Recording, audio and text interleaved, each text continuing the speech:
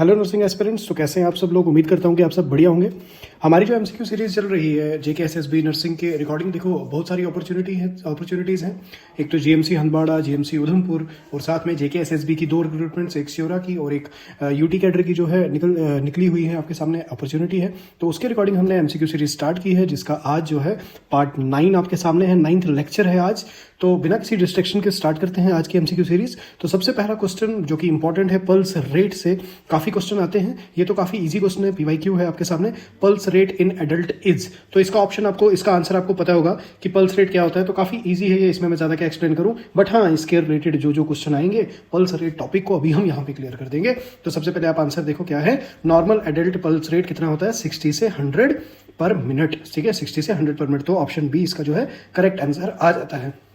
तो अब यहाँ पे एडल्ट का पूछा है, दैट मीन्स और भी तो न्यूबॉर्न का भी तो पूछता होगा। और क्या क्या पल्स रेट के ऊपर क्वेश्चन आएंगे, तो चलो सभी को डिकोड करते हैं। उससे पहले मैं आपको एक चीज बताऊं, पल्स रेट चेक करने के लिए जगहें होती हैं। ठीक है, कहां कहां पे हम पल्स रेट को चेक करते हैं, तो आपको एक डायग्राम से मैं सारा समझा दूंगा। उसी डायग्राम से सारी चीजें क्लियर हो जाएंगी।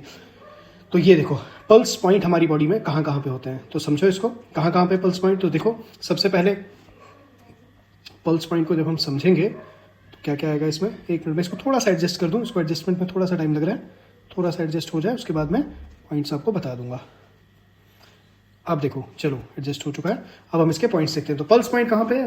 देखो टेम्पोरल है। टेम्पोरल कहाँ पे होता है? तो एग्जैक्टली जहां पे देखो सोचते टाइम हम दिमाग को छूते हैं ना, ठीक है, या दिमाग दिखाते टाइम हम उंगली जहां पे टाइप करते हैं, तो टेम्पोरल बोन के pass on the side of forehead. ठीक है, टेम्पोरल बोन के पास होता है ये टेम्पोरल पॉइंट है। कैरोटिड का है तो नेक के पास होता है। ठीक है, both side of the neck. ठीक है, राइट बिलो द जॉ। उसके बाद एपिकल कहाँ पे है? तो हार्ट के पास। ठीक है, at the apex of the heart के पास। Typically auscultate with a stethoscope. तो एपिकल पॉइंट जब हम एपिकल पॉइंट पे हम पल्स रेट कैसे देखते हैं? तो स्टेथोस्कोप की हेल्प से देखते हैं। उसके बाद ब्रेकियल आर्टरी, यहाँ पे हम बीपी चेक करते हैं। ठीक है, बीपी चेक जो बीपी कफ लगता है वो कौन सी? ब्रेकियल पॉइंट के पास हम लगाते हैं। ठीक है, इनर एल्बो में होता है। रेडियल, देखो जब भी फीवर होता है तो सबसे पहले हम बोलते हैं ना नब्स देख रहे हैं, तो वो रेडियल वाली है। ठीक है, thumb side of the wrist. Is it clear?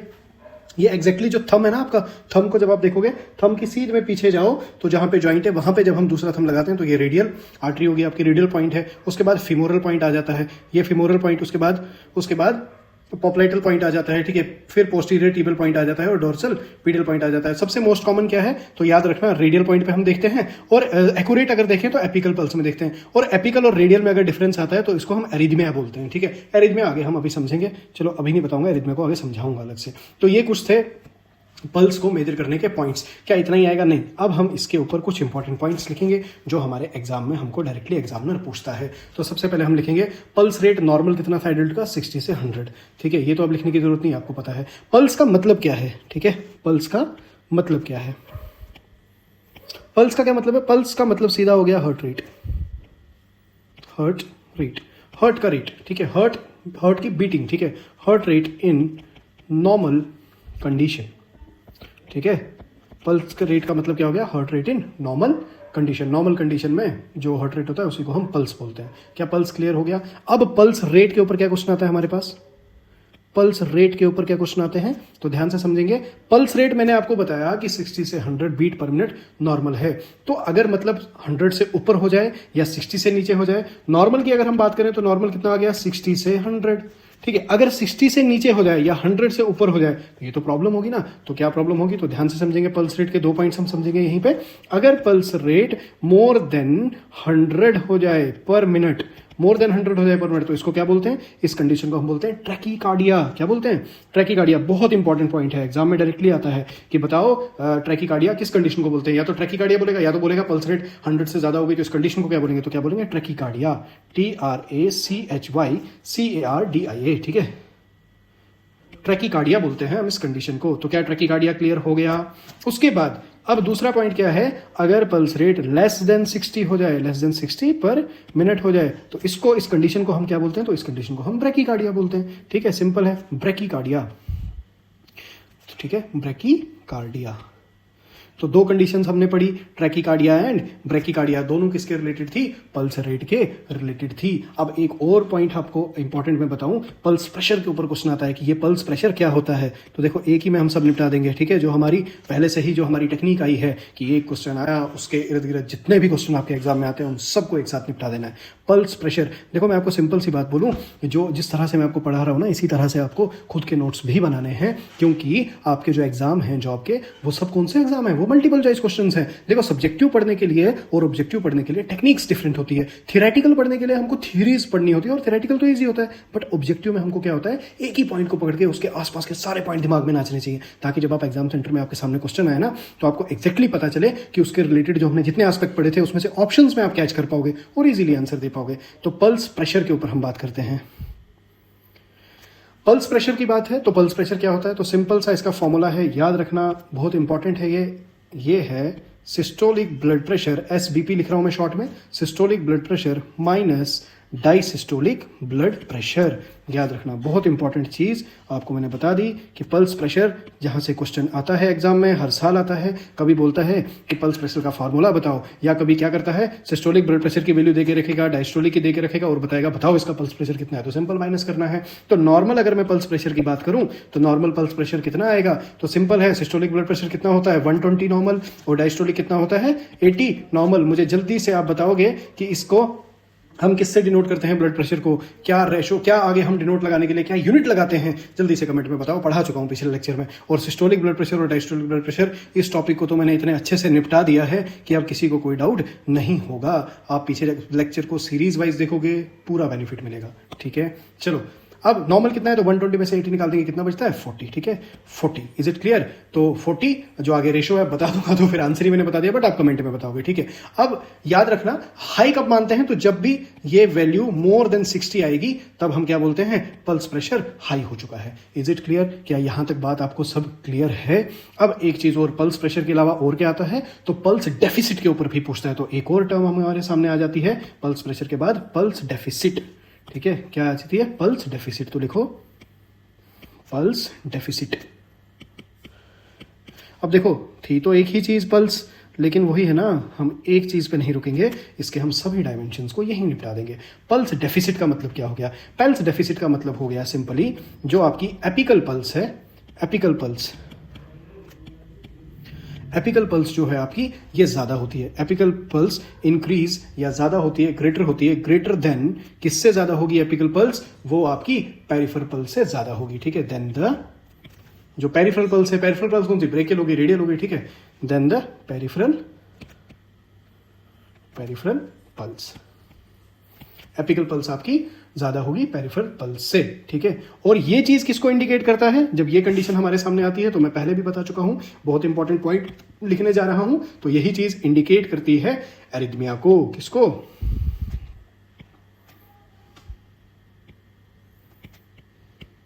Arrhythmia. इस कंडीशन को क्या बोलते हैं हम? एरिथमिया। और ये चीज इंडिकेट करती है किसको? एरिथमिया को। जब एपिकल पल्स ज्यादा हो पेरिफेरल पल्स से, वो इंडिकेट करती है एरिथमिया को, और इस कंडीशन को हम क्या बोलते हैं? पल्स डेफिसिट बोलते हैं। क्या यहां तक बात क्लियर है बेटा? ठीक है, यहां तक बात क्लियर है। अब हम एक चीज देखेंगे, इसमें एक और चीज आती है कि बेस्ट साइट के बारे में हमको क्वेश्चन पूछता है। एक एग्जामिनर इस तरह से क्वेश्चन बनाता है, बेस्ट साइट के ऊपर क्वेश्चन बनाता है, ठीक है। तो चलो पॉइंट साथ साथ लिखेंगे। बेस्ट साइट के ऊपर क्वेश्चन बनाएगा तो लिखो, इंपॉर्टेंट पॉइंट करके स्टार मार्क करके लिखेंगे, best site to assess pulse in adult, ठीक है। एडल्ट में बेस्ट साइट कौन सी है? तो याद रखना, रेडियल आर्टरी, ठीक है, रेडियल आर्टरी। अब यहाँ आर्टरी क्यों आता है, वेन क्यों नहीं आता है? तो मैंने पहले भी आपको बता दिया, वेन में प्रेशर कम होता है क्योंकि डायमीटर ज्यादा होता है, और आर्टरी में प्रेशर ज्यादा होता है क्योंकि डायमीटर कम होता है। Is it clear? अब यहां तक तो बात हो गई। और क्या पूछेगा? और यहां पे ये पूछेगा आपको नॉर्मल न्यूबॉर्न, ठीक है। न्यूबॉर्न से पूछता है आपको न्यूबॉर्न की पल्स कितनी होती है? तो याद रखेंगे 120 से लेकर 160 बीट पर मिनट, ठीक है। 120 से लेकर 160 बीट पर मिनट। दैट मीन्स 120 से जब बात नीचे आएगी तो ट्रैकीकार्डिया, 160 से ऊपर जाएगी तो 120 से नीचे आएगी तो ब्रैकीकार्डिया, 160 से ऊपर जाएगी तो ट्रैकीकार्डिया। मैंने उल्टा बोल दिया था, ठीक है। अब आगे बढ़ते हैं इसके ओर।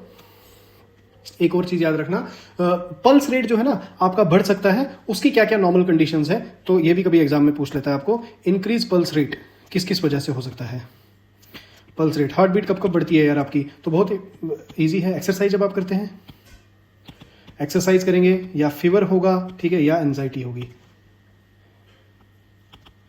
एंजाइटी के टाइम पे भी हार्ट रेट बढ़ती है, ठीक है। और इर्रेगुलर पल्स कहां देखी जाती है, तो पॉइंट इंपॉर्टेंट है, लिखो इर्रेगुलर पल्स सीन इन, कहां देखी जाएगी, तो एरिथमिया में। एरिथमिया में हमको इर्रेगुलर पल्स देखने को मिलती है। अब यहाँ पे ना एक चीज़ मैं सोच रहा हूँ कि बता दूं, क्योंकि यहाँ पे बात आ चुकी है न्यूबॉर्न की, इस पे कुछ चीज़ें हैं, कुछ इंपॉर्टेंट चीज़ें हैं, थोड़ा हटके है, बट मुझे यहीं पे याद आ रहा है, तो यार यहीं पे अब बता दूंगा मैं तुम्हें, ठीक है, क्योंकि आदत से मजबूर हैं, क्या करें, पॉइंट्स लिखवाने हैं, कहीं से भी कुछ निकल के आ जाएगा। याद रखना, हम ना प्रीनेटल पीरियड में जब हम देखेंगे ना, प्रीनेटल में, ठीक है, ये प्रीनेटल पीरियड कौन सा होता है, प्रीनेटल पीरियड होता है जब फीमेल प्रेग्नेंट होती है, ठीक है। प्रीनेटल पीरियड की जब मैं बात करूं तो 0 से लेकर 2 वीक्स तक, 0 से लेकर 2 वीक्स तक जब बच्चा माँ के पेट में होता है, तो उस टाइम पे क्या होता है, ओवम होता है ये अभी, ठीक है, 0 से 2 वीक्स तक ओवम होता है। 3 से 8 वीक्स तक, ये अभी मैं इसलिए करवा रहा हूँ क्योंकि मेरे सामने ना आज एक क्वेश्चन आया था, तो इसके रिलेटेड था वो, तो मैं यहीं पे बता दूं क्योंकि मुझे पॉइंट याद आ गया। 3 से 8 वीक तक क्या होता है, तो इसको हम बोलते हैं एम्ब्रियो।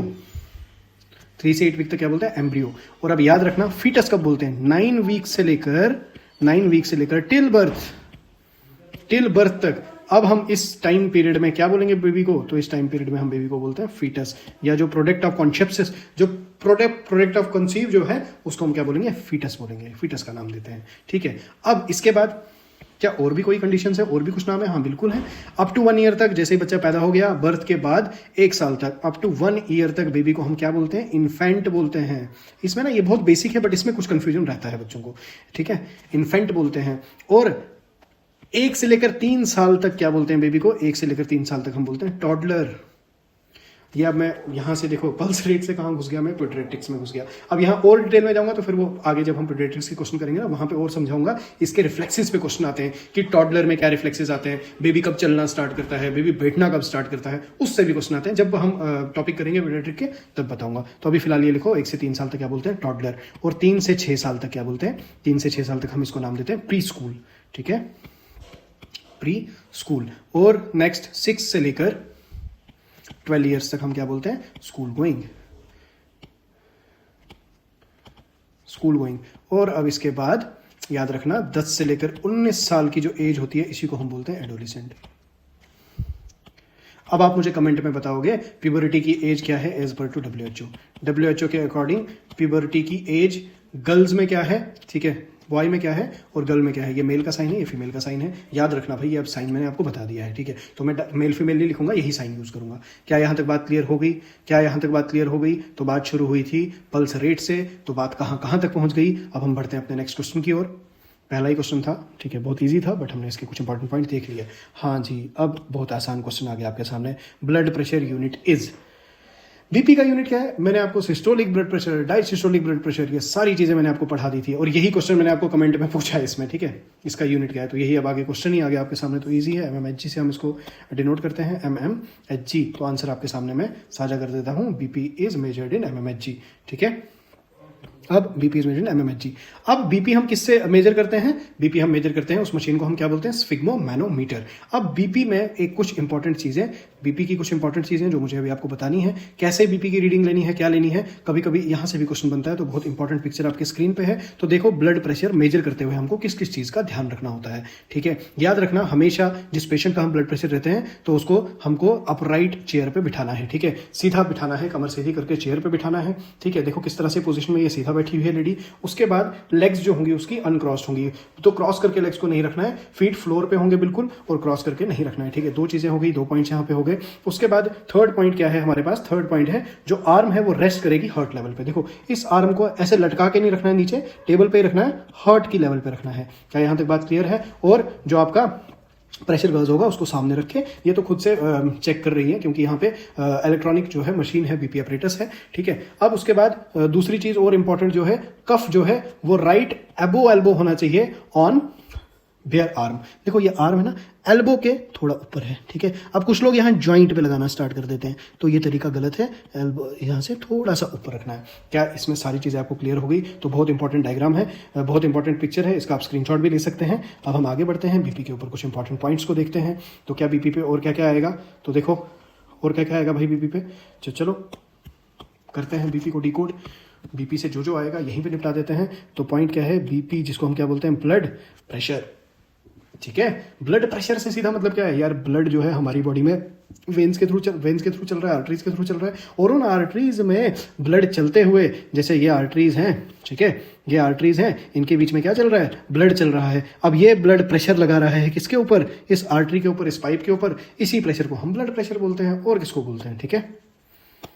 चलो बीपी के ऊपर कुछ इंपॉर्टेंट पॉइंट्स। तो नॉर्मल बीपी कितना होता है, तो बहुत बार ये क्वेश्चन आ भी चुका है और सबको पता है कि नॉर्मल बीपी होता है 120/80 mmHg, ठीक है। यहां तक बात क्लियर है। ऊपर वाले को हम क्या बोलते हैं, देखो बार बार लिख रहा हूं, इसीलिए लिख रहा हूं क्योंकि इंपॉर्टेंट है। ऊपर वाले को हम बोलते हैं systolic blood pressure, systolic blood pressure, और डिनोमिनेटर को हम क्या बोलते हैं, डायसिस्टोलिक, ठीक है, diastolic blood pressure. Is it clear? Systolic blood pressure है, डायस्टोलिक ब्लड प्रेशर। अब सिस्टोलिक ब्लड प्रेशर की अगर मैं बात करूं तो ये सिस्टोलिक ब्लड प्रेशर कौन सा प्रेशर है, तो याद रखना प्रेशर, ये मैं पिछले लेक्चर्स में भी बता चुका हूं बट इंपॉर्टेंट है इसलिए यहां पे फिर से करवा रहा हूं। प्रेशर ड्यूरिंग, कौन सा pressure, pressure during ventricular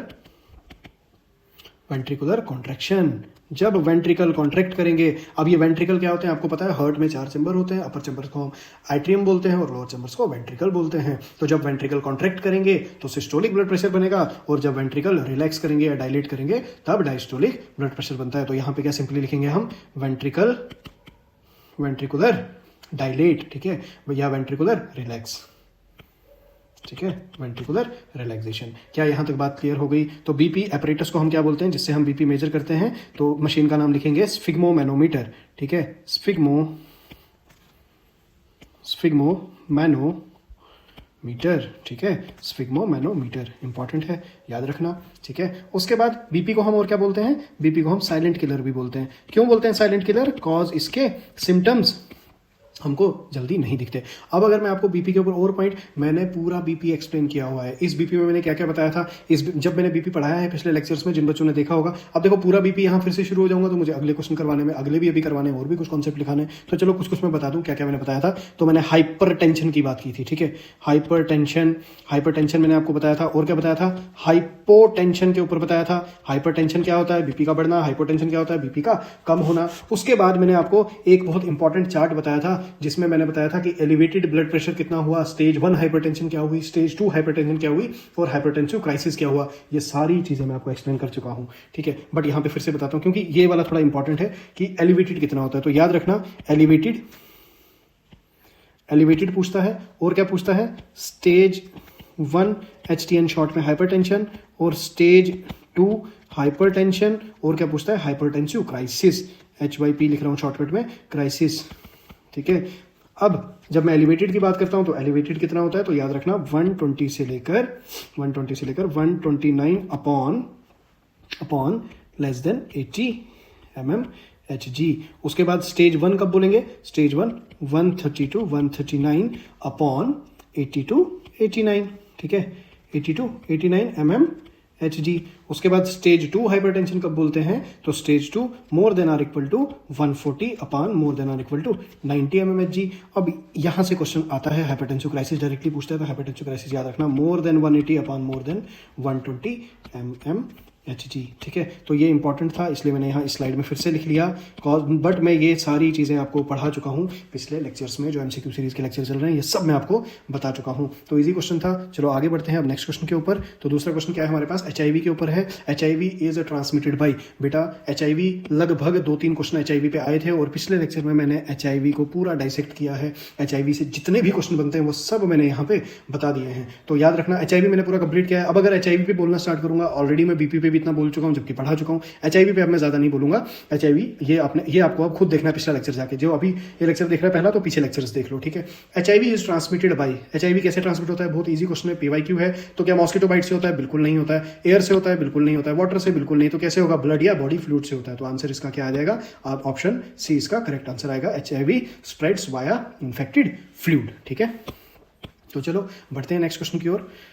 mail sterilization is called, इससे पहले हमने शायद फीमेल स्टरलाइजेशन पढ़ा था, आज टॉपिक है हमारे पास मेल स्टरलाइजेशन। तो मेल स्टरलाइजेशन क्या होता है? स्टरलाइजेशन सिंपली क्या है? स्टरलाइजेशन वो प्रोसेस है जिसमें हम ऑर्गन्स को, रिप्रोडक्टिव ऑर्गन्स में कुछ छेड़छाड़ करके वो छेड़छाड़ करते हैं कि जिससे कि आगे ये जो मेल है ये मेल जो है आगे फर्टिलिटी कॉज ना करे, ये मेल जो है सेक्सुअल एक्टिविटी परफॉर्म करेगा, इजीली परफॉर्म करेगा, बट ये मेल जो है फादर बनने के लायक नहीं रहेगा। तो मेल स्टरलाइजेशन इज कॉल्ड, क्या बोलेंगे? तो इजी सा आंसर है, मुझे पता है, सबको पता है, तो क्या बोलेंगे? वैसोटोमी, ठीक है। वैसोटोमी इसको हम बोलते हैं। ट्यूबिकटोमी जो है वो कौन सी हो गई? Female fertilisation, female sterilisation. Female sterilisation में, ट्यूबिकटोमी में हम किसको कट करते हैं? तो फेलोपियन ट्यूब को कट करते हैं, मैंने आपको बताया था। अब वैसोटोमी को कैसे याद रखेंगे? याद रखना, वैसोटोमी हम क्या करते हैं? वास डिफरेंस को कट करते हैं, ठीक है। वास डिफरेंस को कट करते हैं। अब है क्या ये स्ट्रक्चर, क्या इसका? पहले स्ट्रक्चर बता देता हूं ताकि आपको ज्यादा कंफ्यूजन ना रहे, ठीक है। पहले स्ट्रक्चर बता देता हूं। देखो ये इस तरह से मेल रिप्रोडक्टिव सिस्टम है। अब देखो यहां पे ये टेस्टिस है, ठीक है। ये टेस्टिकल के साथ में ये एपिडाइमिस बाहर आ रहा है। एपिडाइमिस के साथ में ये अब ऊपर जो जा रहा था ना, ये है वास डिफरेंस, ठीक है। ये वास डिफरेंस जाके इस तरह से बेंड होके प्रोस्टेट ऐसे आके आगे आता है। हम क्या करते हैं? स्क्रोटम में थोड़ा सा कट बनाएंगे, यहाँ पे स्क्रोटम में कट करेंगे, ठीक है। और यहाँ से एपिडाइमिस को थोड़ा बाहर निकालते हैं, इस तरह से रूप बाहर निकालेंगे, वास डिफरेंस को विड्रॉ करेंगे, ठीक है। उसके बाद कट करेंगे और लाइगेट कर देंगे, नॉट बना देंगे, बंद कर देंगे। इसी प्रोसेस को हम क्या बोलते हैं? इसी प्रोसेस को हम बोलते हैं वैसोटोमी। क्या बोलते हैं? वैसोटोमी। अब मैंने आपको यहां पे बता दिया वैसोटोमी क्या होता है। अब लाइगेशन क्या होती है, ठीक है। उसके बाद कैस्ट्रेशन क्या होती है, ट्यूबिकटोमी में पढ़ा चुका हूं, बट ये दो चीजें यहीं पे मैं अभी आपको बता दूंगा। वैसोटोमी के ऊपर और क्या क्या क्वेश्चन बनेंगे उनको भी अभी डिस्कस करते हैं। तो चलो स्टार्ट करते हैं। पहले वैसोटोमी को डिकोड करते हैं कि वैसोटोमी पे और क्या क्या क्वेश्चन बनेंगे। तो लिखो वैसिक्टोमी, ठीक है। वैसिक्टोमी क्या है? वैसिक्टोमी, तो वैसिक्टोमी में क्या क्वेश्चन आएगा? तो वैसिक्टोमी पहले क्या है? तो वैसिक्टोमी लिखो, ये बेसिकली क्या है? सर्जिकल, एसएक्स लिख लो मैं शॉर्टकट में, surgical cutting and ligation of vas deferens, ठीक है। Surgical cutting and ligation of vas deferens किसके लिए? To prevent sperm transfer,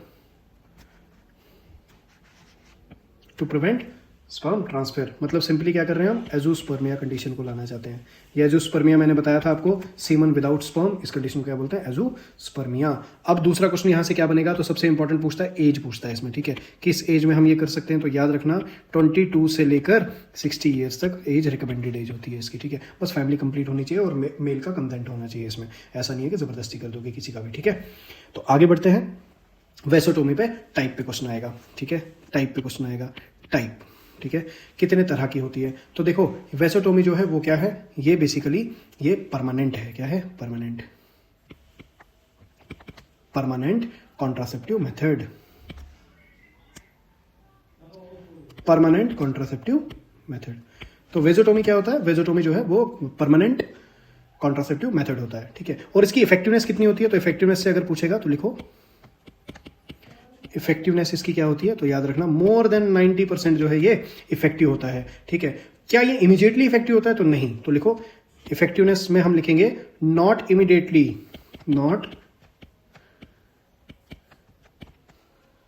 not immediate, ठीक है। नॉट इमीडिएट, क्या इमीडिएट नहीं करता? Sperm clearance, not immediate sperm clearance. तो ये टाइम लगाएगा कितना? टेक्स लगभग अप्रोक्सीमेटली 12 वीक्स। कितने लगाएगा? 12 वीक्स। या एक और चीज ऑप्शन में देता है 15 to 20 इजैकुलेशन। जब मेल लगभग 15 से 20 बार इजैकुलेट कर देगा अपने स्पर्म को, ठीक है, अब सीमन को, तो उसके बाद जो है वो उसके बाद जो सीमन आएगा उसमें स्पर्म नहीं दिखेंगे। तो दो कंडीशंस है, मोर देन 12 वीक्स एंड साथ में 15 to 20 इजैकुलेशन। ये एक इंपॉर्टेंट पॉइंट था। Is it clear? और वैसोटोमी के ऊपर मैं आपको बताऊं, मैं बता चुका हूं, थोड़ा सा मैंने एक्सप्लेन किया था पीछे, बट अभी जो इसमें इंपॉर्टेंट पॉइंट आने थे वो भी मैंने इसमें कवर कर दिया और इसमें कोई खास ज्यादा चीजें नहीं पूछता। अब वैसोटोमी तो हो गया, ठीक है। ट्यूबिकटोमी को मैं अपने पिछले ही लेक्चर, जो जस्ट पिछला लेक्चर हमारा 1-2 लेक्चर पीछे गया है उसमें मैं पूरा एक्सप्लेन कर चुका हूँ, ठीक है। अब ट्यूबिक्टोमी हो गया। अब नेक्स्ट क्या है यहाँ पे, लाइगेशन। लाइगेशन क्या है? अच्छा, ट्यूबिक्टोमी, और एक पॉइंट लिख लेते हैं ट्यूबिक्टोमी पे भी, क्योंकि जो अभी पहली बार ये लेक्चर देख रहा होगा तो उसको थोड़ी दिक्कत ना हो, तो बस डेफिनेशन तक लिखूंगा, ज्यादा एक्सप्लेन नहीं करूंगा। तो लिखो ट्यूबिक्टोमी। ट्यूबिक्टोमी या इसी को हम क्या बोलते हैं, ट्यूबल लाइगेशन। ट्यूबिक्टोमी या इसी को हम क्या बोलते हैं, ट्यूबल लाइगेशन। क्या होता है ये होता है सिंपली कट या ब्लॉक फेलोपियन ट्यूब, ठीक है। इसमें क्या करते हैं हम, कट या ब्लॉक करते हैं फेलोपियन ट्यूब को, समझ आ गया। अब एक इंपॉर्टेंट पॉइंट जो डायरेक्टली एग्जाम में आता है, वो इंपॉर्टेंट पॉइंट क्या है, क्या ट्यूबिक्टोमी या जो आपकी वेसोटोमी है, क्या ये प्रोटेक्ट करती है किसी एसटीटी से या एसटीआई से? तो बिल्कुल नहीं, याद रखना। तो लिखो नॉट प्रोटेक्ट फ्रॉम एसटीआई, ठीक है। एसटीआई क्या हो गया, सेक्सुअल ट्रांसमिटेड इन्फेक्शन या एसटीडी, सेक्सुअल ट्रांसमिटेड डिजीजेज। क्या यहां तक बात क्लियर हो गई? जैसे बैरियर मेथड है, बैरियर मेथड जो प्रोटेक्ट करता है, तो यहां पे लिख सकते हो आप दूसरा पॉइंट बना के, only barrier method, only barrier methods, ठीक है, कैन प्रिवेंट एसटीआई। ये क्या करता है, एसटीआई से प्रोटेक्शन प्रोवाइड करता है, याद रखना। ये बहुत इंपॉर्टेंट पॉइंट था जो कि एग्जाम में आता रहता है। अब एक चीज है लाइगेशन। लाइगेशन क्या होता है, तो लाइगेशन को भी यहीं पे समझ लेते हैं। ऑप्शन में दो चीजें हैं, एक लाइगेशन है और दूसरा क्या है, कैस्ट्रेशन। तो पहले लाइगेशन को समझेंगे। लाइगेशन क्या होता है कि मैंने पहले बता दिया है, बट चलो मुझे पूरा याद नहीं है, बट बता देता हूँ। लाइगेशन क्या है, सिंपली ये प्रोसेस है, प्रोसेस ऑफ ज्वाइनिंग। ये क्या है, प्रोसेस ऑफ ज्वाइनिंग या टाइंग, गांठ मार देना, ठीक है, tying together, process of joining या tying together parts. Is it clear? क्या यहां तक बात क्लियर हो गई? तो लाइगेशन हो चुका है। अब नेक्स्ट पॉइंट, लास्ट हमारा क्या था ऑप्शन में, लास्ट पॉइंट क्या था, हाँ, कैस्ट्रेशन। क्या होता है कैस्ट्रेशन, तो समझेंगे इसको, लिखेंगे साथ साथ, लिखो कैस्ट्रेशन। इंपॉर्टेंट है, क्वेश्चन आ चुका है। कैस्ट्रेशन क्या हुआ, देखो ऑप्शन से भी हम निपटा रहे हैं, ठीक है। यहाँ पे ऐसा नहीं है कि बस क्वेश्चन आया B is the correct answer, then अगला क्वेश्चन, फिर C is the correct answer, अगला। उन वैसे एमसीक्यू सीरीज का कोई बेनिफिट नहीं है। तो मतलब वो कर क्या रहे हैं कि आप देखोगे कि 30 मिनट में 100 एमसीक्यू कर दिए, वैसा सेम एमसीक्यू थोड़ी ना आता है। जो एमसीक्यू आ चुका है, प्रीवियस ईयर सॉल्व करने का मेन मतलब क्या है। मैं आपको एक चीज बताऊं, मैं आपको सीधा फंडा बताता हूँ एग्जाम क्वालिफाई करने का। कोई भी एग्जाम अगर आपने कोई भी एग्जाम क्वालिफाई करना है, आप उसका प्रीवियस ईयर क्वेश्चन पेपर निकालो, ठीक है। For example previous year question paper निकाला, फॉर एग्जांपल ये क्वेश्चन 1 है, ठीक है, ये क्वेश्चन लिखा हुआ था, ये उसका ऑप्शन ए है, ये इसका ऑप्शन बी है, ये इसका ऑप्शन सी है और यही इसका ऑप्शन डी है। अब आपको क्या लगता है कि ऐसा ही क्वेश्चन जो है आपको नेक्स्ट ईयर देखने को मिलेगा? बिल्कुल नहीं। अब इसको एनालाइज करना होता है, हमने क्वेश्चन पढ़ना होता है। क्वेश्चन में जो मेन कीवर्ड दिया होगा, जैसे यहाँ पे वेसोटोमी, ट्यूबिक्टोमी दिया है, उस मेन कीवर्ड का वो टॉपिक मतलब इंपॉर्टेंट है, ठीक है, उस टॉपिक को क्लियर करना है। उसके बाद आप ऑप्शंस में देखो कि वो ऑप्शन जो दिए हैं ना, वो अपने आप में एक एक अलग अलग टॉपिक है। पीवाईक्यू रिपीट होगा, मतलब इन ऑप्शंस में से कुछ उठेगा और नया क्वेश्चन बनेगा, या उस कीवर्ड में से कुछ उठेगा और नया क्वेश्चन बनेगा। ये हैक है किसी भी एग्जाम को क्लियर करने का, यही एक हैक है, ठीक है, यही एक हैक है, बस इसके अलावा और कोई दूसरा तरीका नहीं है। मैं सिंपल से बता दूं, कोई शॉर्टकट नहीं है भाई। ऐसे करोगे तो इजीली सिलेक्शन हो जाएगा। ये मैंने ट्रिक बता दी, ठीक है। अब देखो कैस्ट्रेशन क्या होता है, तो लिखो रिमूवल और डिस्ट्रक्शन। रिमूव करना या डिस्ट्रक्ट करना किसको, ऑफ द टेस्टिस, टेस्टिकल या ओवरीज। Is it clear? यहां तक बात समझ आ गई? रिमूवल या डिस्ट्रक्शन करना किसका, टेस्टिकल्स का या ओवरीज का। किसके थ्रू? ऑफन सर्जरी और केमिकली हम उसको कर रहे हैं, ठीक है, या सर्जिकली कर रहे हैं, टू स्टॉप हार्मोन प्रोडक्शन। अब देखो जो पॉइंट मैं आपको लिखा रहा हूं ना, यहीं से मुझे नए नए पॉइंट भी निकल रहे हैं, ठीक है। प्रोडक्शन लीडिंग टू, किस लिए करेंगे, स्टरलाइजेशन के लिए, leading to sterilisation and reduce sex drive, ठीक है, समझ आ गया। Leading sterilisation and sex drive के लिए ये है, ठीक है। यहां तक बात क्लियर हो गई? तो ये था आपका नेक्स्ट ऑप्शन, जो था नेक्स्ट ऑप्शन का ये आंसर था। क्या यहां तक बात समझ आ गई? अच्छा, एक चीज मैं आपको और बताऊं, जो ये वेसोटोमी है, इसमें क्या लिबिडो कम होगा? तो बिल्कुल कम नहीं होगा। सेक्सुअल डिजायर कम होगी? नहीं होगी। तो अब कुछ मिथ है कि जिसमें कि ऐसा लगता है कि मेल में जो लिबिडो कम हो जाएगा या हार्मोन नहीं निकलेंगे, ठीक है, सेक्सुअल हार्मोन निकलेंगे, टेस्टोस्टेरोन कम हो जाएगा। तो ऐसा कुछ नहीं होता है वेसोटोमी में, ऐसी कोई कॉम्प्लिकेशन नहीं देखने को मिली है, ठीक है। तो देखो यार, आज के लिए इतना काफ़ी है। तो मैं आपको बताऊं कि कुछ ही क्वेश्चन हमने किए, बट इसमें हमने बहुत इंपॉर्टेंट चीज़ें पढ़ी हैं। वेसोटोमी है ना, ट्यूबिक्टोमी, और भी कुछ कुछ हमने इसमें एक्सप्लेन किया है। तो हमारे साथ जुड़ने के लिए प्लीज़ आप देखो, हमारी कम्युनिटी को ज्वाइन करो, आप इंस्टाग्राम को फॉलो करो। यहाँ पे हम रोज़ मेडिकल की कुछ रील्स डालते हैं जो काफ़ी हेल्पफुल रहती हैं। डायरेक्ट एग्जाम फोकस्ड, कोई फालतू रील नहीं, एग्जाम फोकस्ड रील इस पर चढ़ती हैं, जो जिनको आपको क्या लगेगा 2 मिनट लगेगा, उस रील को एक बार पढ़ लिया, उसमें बहुत इंपॉर्टेंट इन्फॉर्मेशन हम डाल के रखते हैं। साथ में सबसे बड़ा बेनिफिट, आपको व्हाट्सएप चैनल ज्वाइन करना है। यहाँ पे daily MCQ practice, daily MCQ morning में ही मैं डाल देता हूँ। वहाँ पे आपको सुबह सुबह ही खुद को चेक करना है, 4-5 एमसीक्यूज आएंगे। उसके अलावा in future DPPs, daily practice paper हम डालना स्टार्ट करेंगे। डेली प्रैक्टिस पेपर डालेंगे, ये व्हाट्सएप चैनल पे डालेंगे। कुछ 10-15-20 हाई यील्डिंग टॉपिक्स में से 10-15-20 क्वेश्चन, सेलेक्टेड क्वेश्चन, कोई फालतू क्वेश्चन नहीं हम डालेंगे, सेलेक्टेड क्वेश्चन जो हम एज्यूम करेंगे कि आपके एग्जाम में डायरेक्ट आएगा, ठीक है। तो उस तरह के क्वेश्चन, उस तरह की डीपीपीज आपको इस चैनल पे मिलेगी। तो कैसे आपको ये चैनल ज्वाइन करना है, आपको इंस्टाग्राम पे हमको मैसेज करना है कि I want to join this channel, तो हम आपको लिंक प्रोवाइड कर देंगे इंस्टा पे, आप चैनल ज्वाइन कर सकते हैं। अगर आप इंस्टा यूज नहीं करते तो कैसे करेंगे, तो सिंपल सा डिस्क्रिप्शन खोलेंगे इसी वीडियो का, वहाँ पे चैनल ज्वाइन का लिंक भी पड़ा होगा, वहां से भी ज्वाइन कर सकते हैं। तो कैसा लगा आपको ये वीडियो, कमेंट सेक्शन में जरूर बताएं। मिलते हैं अपने नेक्स्ट पार्ट।